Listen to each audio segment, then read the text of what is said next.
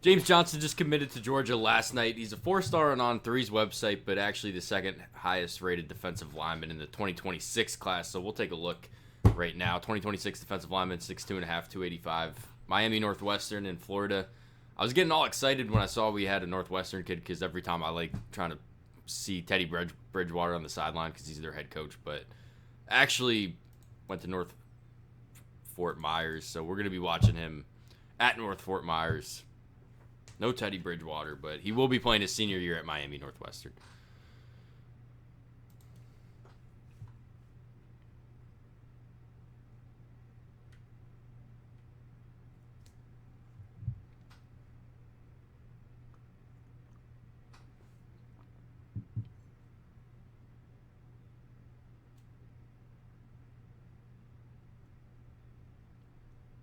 You guys let me know what you think about this kid. I'm still trying to learn Georgia's defense, so I have kind of an understanding of what they're looking for at the defensive line position. You know, them running a three-man front, it's a bit different from what I'm used to thinking about, but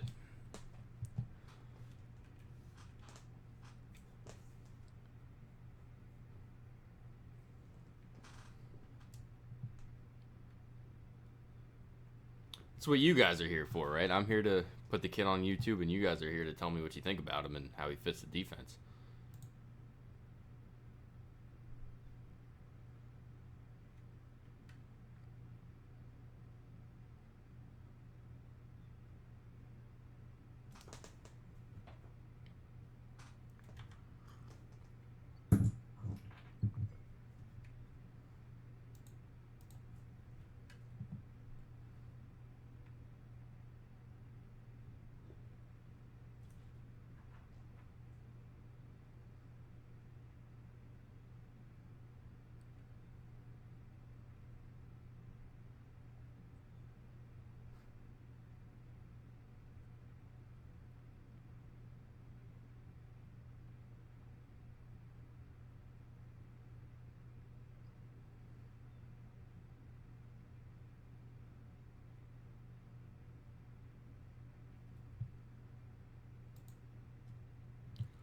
I can tell you one thing how you can tell just how strong a defensive lineman is.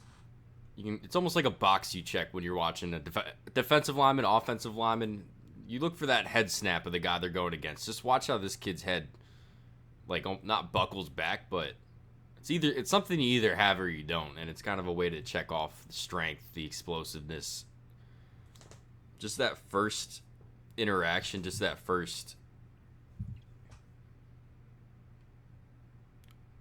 1 yard or 2 yards. You could just tell how explosive this kid is. So at 6'2.5", and he was something like 280. We're going to be talking about defensive tackle for this kid. And for Georgia's three-man, we won't be seeing this kid at defensive tackle on first down. I wouldn't expect in the obvious run situations. Like, I almost like the way Georgia recruits and like sets their positions because they don't really have defensive tackles, defensive ends. They really just have defensive linemen that they like moving based on situation, you know, what kind of front they're using. You watch a kid like Elijah Griffin from last year's class, probably the best defensive lineman I've ever watched coming out of high school. I've only done 3 years of actual recruiting, so don't take that with, just consider that, but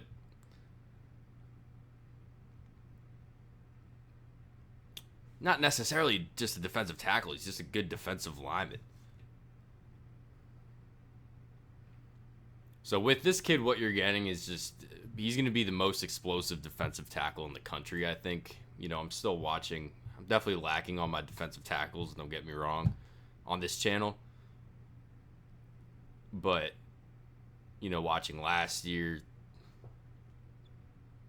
just a great first step for how big he is, and he's very strong also. So when you're going to be talking about these smaller defensive tackles, but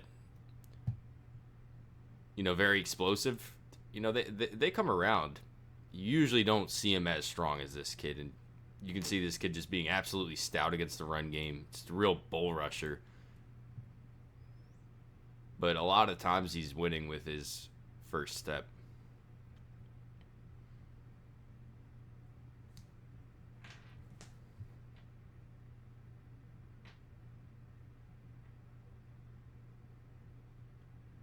And that's why you see him as one of the higher ranked defensive line prospects, despite him being on a bit of the smaller end. I'll tell you what, these kids are a lot more fun to watch than the kids that get recruited solely based on their size. Because you understand why there's usefulness in a kid being like 6'6", 330. But sometimes it's just like a mess watching the high school highlight tape. You know, this kid, you kind of could tell on the first play just how better he was than everybody. Very excited to watch him play the Miami schedule next year at Northwestern. But, you know, at the same time, like, this is a kid, his recruitment was very heavy. I hate to be the bringer of bad news, but if you're following college football over the past, really, 10 years, this recruitment is not over. It's going to be a battle.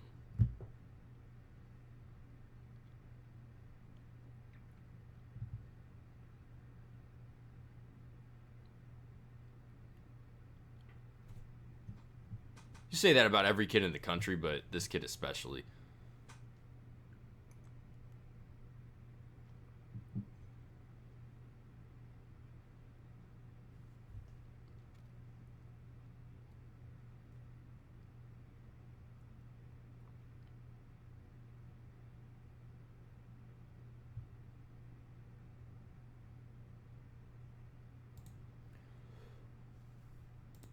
I try to avoid doing this on the evaluations just because it's kind of obsolete if this kid ends up flipping, but we're certainly going to watch his senior year film anyway, so it doesn't really matter. But just looking at what Georgia already has on the roster here, you know, I'm kind of looking at these names, and you want to ask yourself, like, who's he a bit closer to? And it's certainly Elijah Griffin and definitely this kid, Joseph Jonah. Aboko and Jordan Thomas, or Nasir Johnson, I don't remember watching. Jordan Thomas, there have been more of that defense, that nose tackle, you know, on first down, just take up space in the middle of the defensive line, take up a gap or two, just be very stout against the run. You're not going to ask them to be dynamic against the pass like you are Elijah Griffin and the kid Joseph.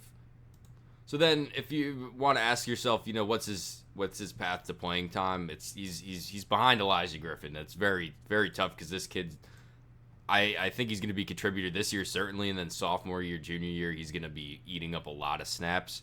So of course they'll find a way to get James Johnson onto the field until then, but that's what you sign up at Georgia, right? Is to not play day one, and I think the kids, it kind of weeds out the kids that you want on your roster, because if there's a kid that wants to walk in day one and start, you know, your roster's probably not that good, especially playing in the SEC, regardless of how good you are. It's just a completely different level of strength and conditioning, and obviously learning a scheme and all that kind of stuff, and the technical aspects of football as well, that there's so much growth that has to be done. But I think that's all we'll talk about here. But you guys let me know what you think about James Johnson. Certainly understand why the recruiting websites are so high on him. You know, when you see a defensive lineman that's 6'2.5", 285, it's not necessarily undersized, but certainly on the smaller side of what you're going to be watching. You kind of have to be blown away by the explosiveness and the athletic ability. It has to compensate for the lack of size, and I certainly saw that within a play or two. But you guys let me know what you think. Thanks for watching.